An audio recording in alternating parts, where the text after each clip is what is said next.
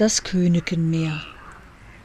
Wenn man von Lopau, das da hinten in der Heide zwischen Uelzen und Munster liegt, den Hützeler Weg entlang geht, so kommt man nach einer guten halben Stunde an eine Stelle, an der sich die Fahrwege von Munster und Bockum treffen. Schlägt man dann den Weg zur linken Hand, der nach Munster führt, ein, so steht man bald vor dem Könikenmeer. Das ist ein runder, schwarzer Moorpump, der zwischen den Heidbergen in einem weiten und tiefen Grund unterhalb jenes Forstortes der Raubkammer liegt, der den Namen der Fangbeutel führt, weil dort zu hannoverschen Zeiten stets die stärksten Hirsche standen. Auch heutigen Tages stehen zur Brunst dort immer noch gute Hirsche, denn das Könikenmeer dient ihnen als Sule für ihr heißes Geblüt, und darum ist der Schlamm um den Pump im Vorherbst auch immer ganz zertreten, und schwarze Schleppen zeigen an, wo ein Hirsch gewechselt ist.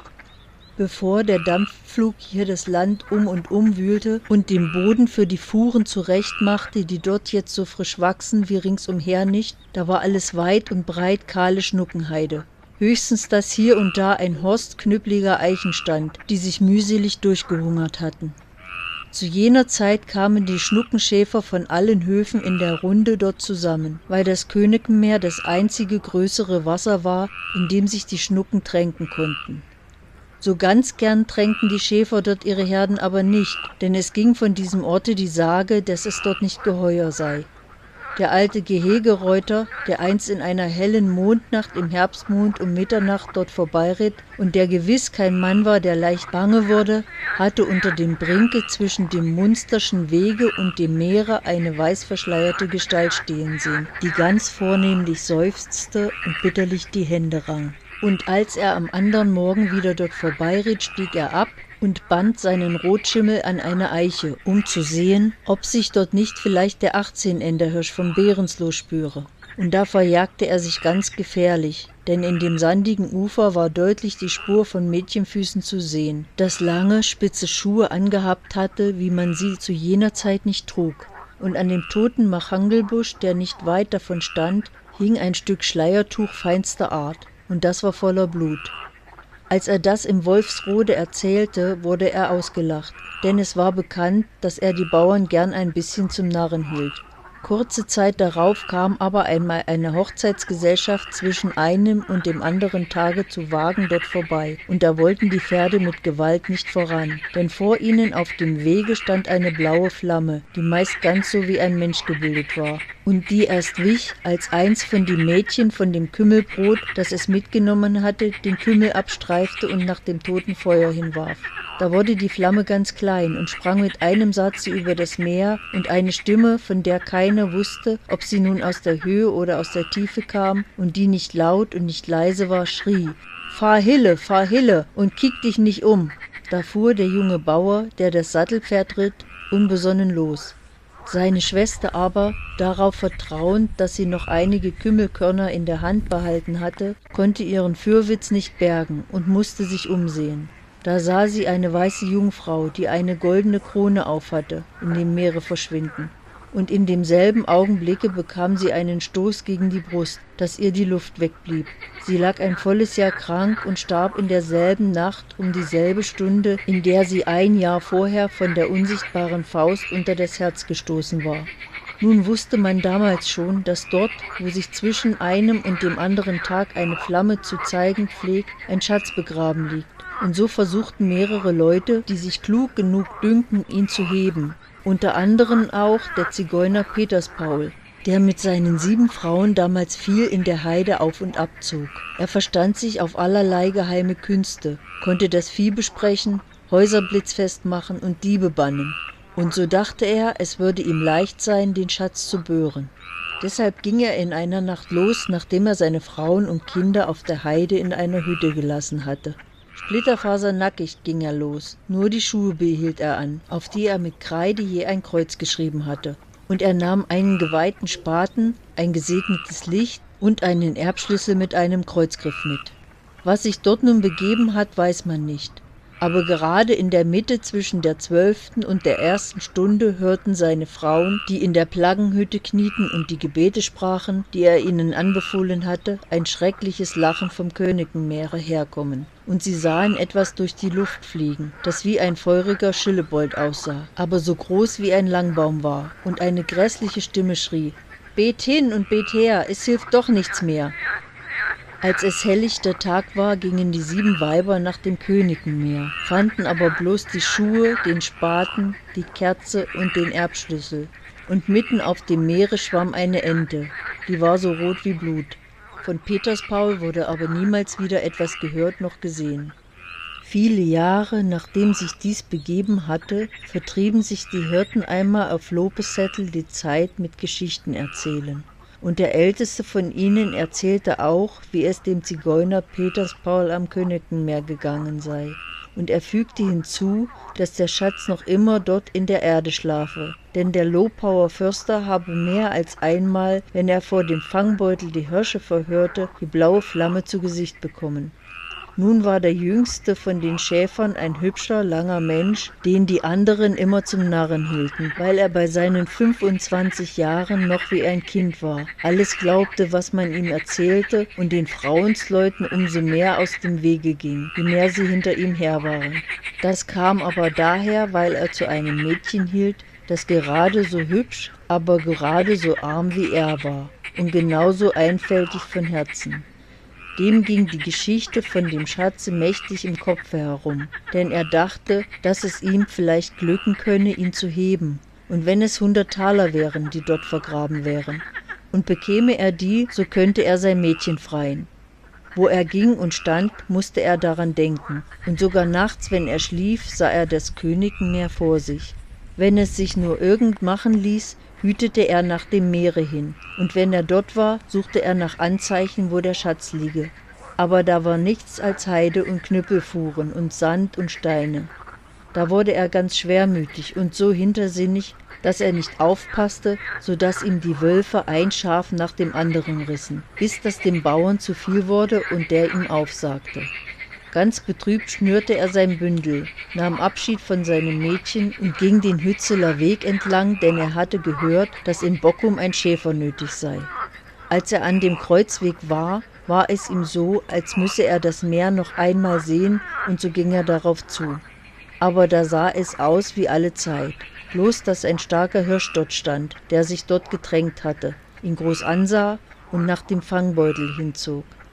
Der Schäfer hatte vor Herzeleid und Kummer den ganzen Tag noch nicht ordentlich gegessen, und da es ihn hungerte, setzte er sich unter den Eichenbaum auf den Brink, knotete sein Bündel auf und begann zu vespern.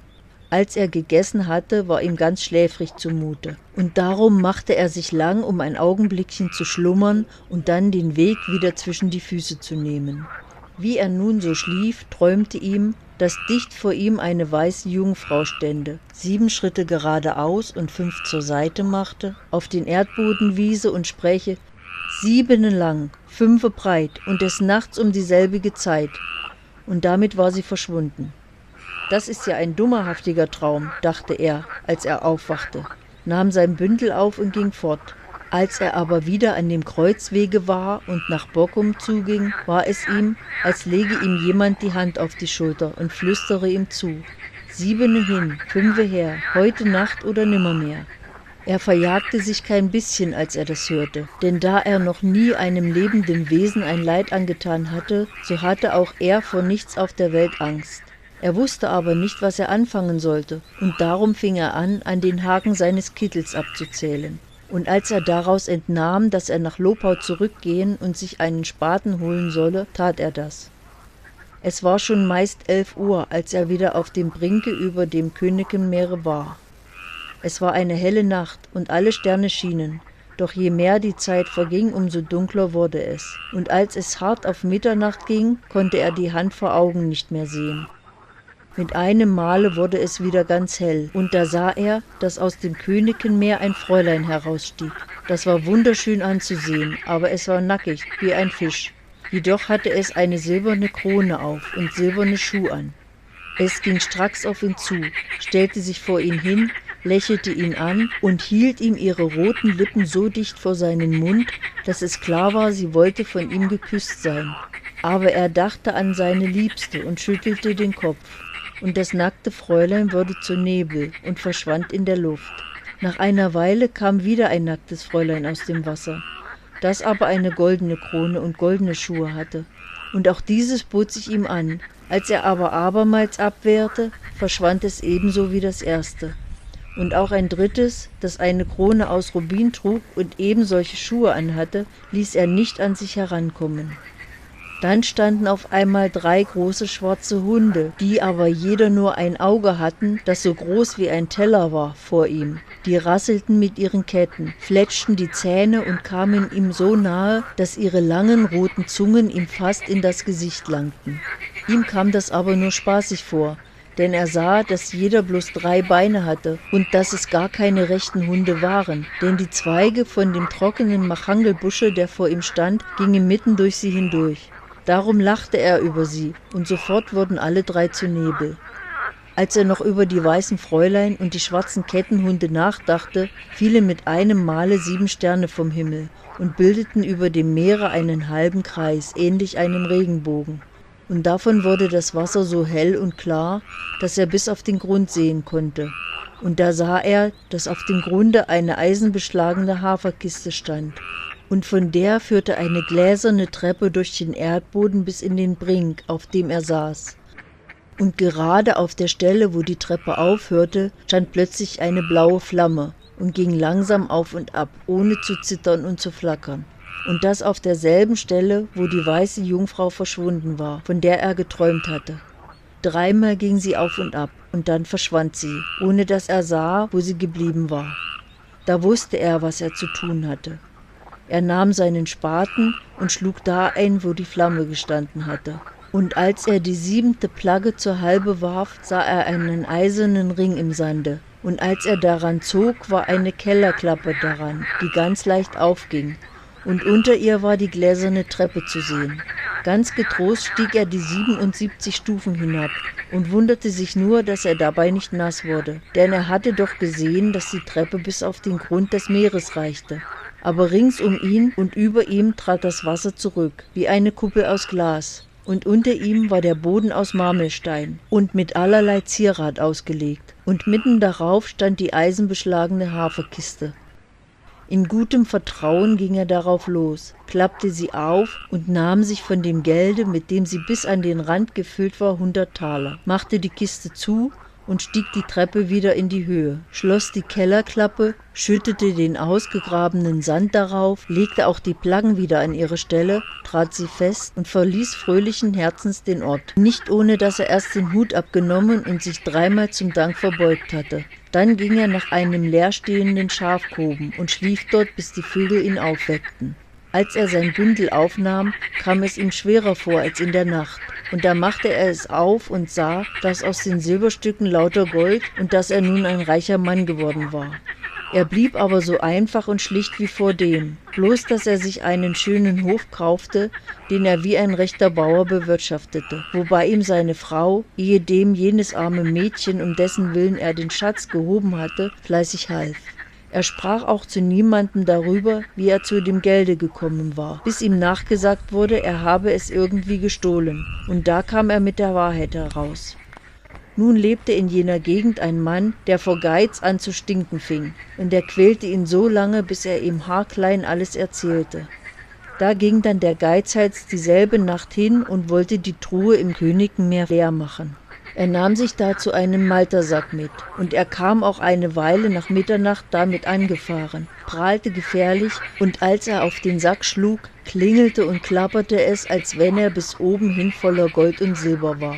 Als er ihn aber ausstürzte, kamen lauter Kieselsteine heraus, und in demselben Augenblicke flog ein brennender Langbaum wie ein Schillebold anzusehen durch die Luft, und eine grobe Stimme schrie: »Kehr her, kehr hin, das ist dein Gewinn!« Da wurde der Geizhals vor Schrecken krank, und als er wieder hochkam, war er albern geworden und tat nichts mehr, als dass er am Königenmeere Steine sammelte und sie auf seinen Hof schleppte und zählte. Manches Jahr hat er das so getrieben, Aber ehe er alle Steine dort aufgesammelt hatte, musste er sterben. Und wer jetzt um das Meer herumgeht, das aber längst nicht mehr so weit und breit ist wie zu jener Zeit, der kann noch eine Menge solcher bunter Steine dort liegen sehen, die der Geizhals da einst im Schweiße seines Angesichts gesammelt hat. Aber wenn er auch Nacht für Nacht aus der Mitte zweier Tage dort aushält, den Schatz wird er nicht heben, denn die blaue Flamme lässt sich dort schon lange nicht mehr sehen, weil die eisenbeschlagene Haferkiste 7770 Klafter tief in die Erde gerückt wurde, nachdem der Geizhals sie leer gemacht hatte. Zu Geld und Gold bringt man es jetzt in dieser Gegend nur noch, wenn man den Acker baut.